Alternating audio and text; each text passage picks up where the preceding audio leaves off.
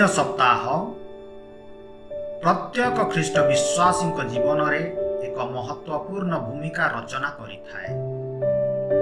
एही पुण्य सप्ताहर घटनावली अर्थात पास्का रहस्यर स्मरणिका मनुष्य जीवन पाई एक वास्तविकता एवं परम सत्य अटे, जहाँकि स्वयं प्रभु जीशुख्रीष्टंकर दुख जातना ताहांकर क्रूश मरण तथा पुनरुत्थान उपर आधारित। पुण्य सप्ताहर एही पूजन विधि रे सहभागिता माध्यम आमे माने आध्यात्मिक पवित्रता प्राप्त करिथाउ एवं पिता परमेश्वरंक सहित पुनर्बार एकत्रित होइथाउ। तेणु एही पवित्र पूजन विधि को पुण्य सप्ताह कहा जाए एवं एही विधिर सहभागिता प्रत्येक ख्रीष्ट विश्वासी एक अनिवार्य कर्तव्य अटे।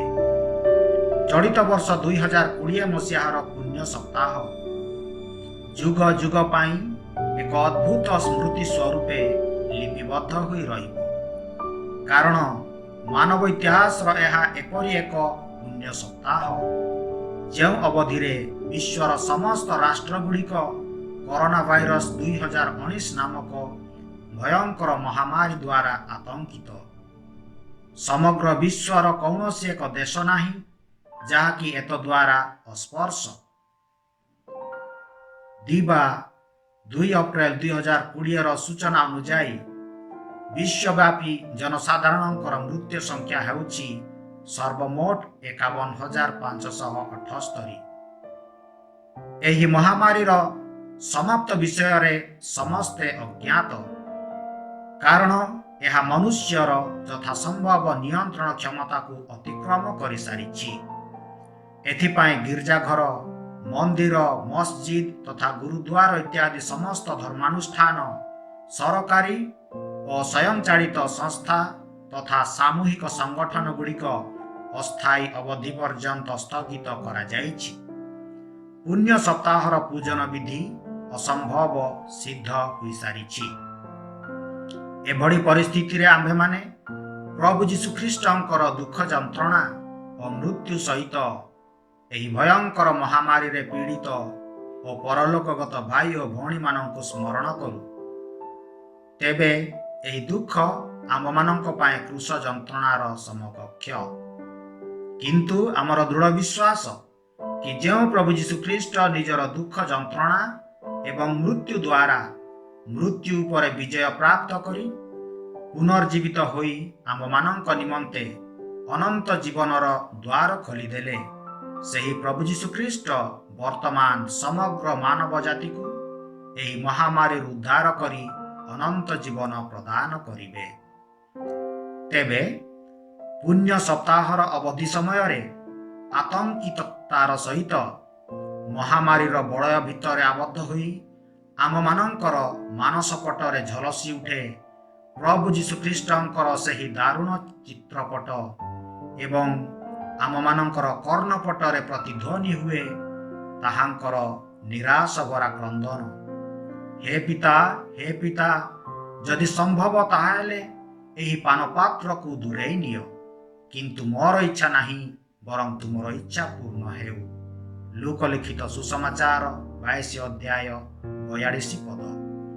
एवं एली एली लामा साबाख्तानी अर्थात हे मोर ईश्वर काहीकि तुमे मते परित्याग कल। माथ्यूंक सुसमाचार 27 अध्याय 46 पद। एवं हे पिता, मु तुंग हस्तरे मोर आत्मा समर्पण करुअछि। लूकंक सुसमाचार 23 अध्याय 46 पद।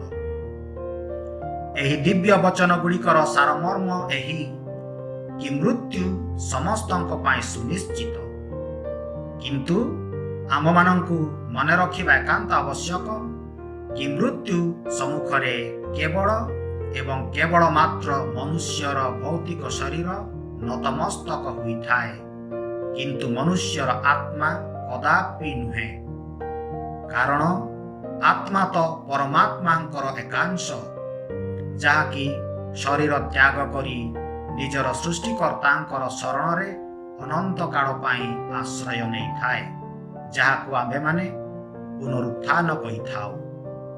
ତେଣୁ ଖ୍ରୀଷ୍ଟୀୟ ଧର୍ମ ବିଶ୍ୱାସର ଏହି ଦୃଢ଼ ତଥ୍ୟ ଏବଂ ମନୁଷ୍ୟ ଜୀବନର ଅମୋଘ ପରମ ସତ୍ୟ ଉପରେ ଆନ୍ତରିକତାର ସହିତ ଧ୍ୟାନ ପ୍ରାର୍ଥନା କରିବା ପାଇଁ ପବିତ୍ର ମାତା ମଣ୍ଡଳୀ ଆମ୍ଭ ସମସ୍ତଙ୍କୁ ଆହ୍ୱାନ କରେ। ମହାମାରୀର ଏହି ଆପାତକାଳୀନ ସମୟରେ ସମସ୍ତେ ନିଜ ନିଜର ପରିବାରରେ କିମ୍ବା ସମୁଦାୟରେ ଘରବନ୍ଦୀ ଅବସ୍ଥାରେ ରହି ପରିବାରର ସମସ୍ତ ସଦସ୍ୟ ଏକତ୍ର ସମାବେଶ ହୋଇ ଏହି ପୁଣ୍ୟ ସପ୍ତାହର ରହସ୍ୟଗୁଡ଼ିକ ଉପରେ ମନନ ଚିନ୍ତନ କରିବା ଏକାନ୍ତ ଆବଶ୍ୟକ।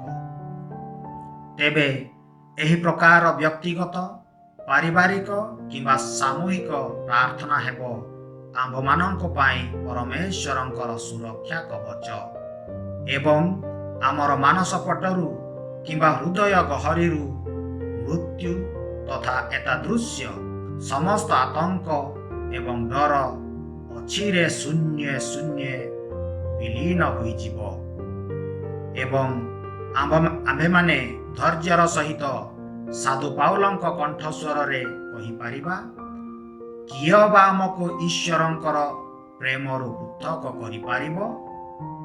ଏବଂ କହିପାରିବା, ରେ ମୃତ୍ୟୁ କାହିଁ ତୋର ବିଜୟ, ରେ ମୃତ୍ୟୁ କାହିଁ ତୋର ନାହୁଳ।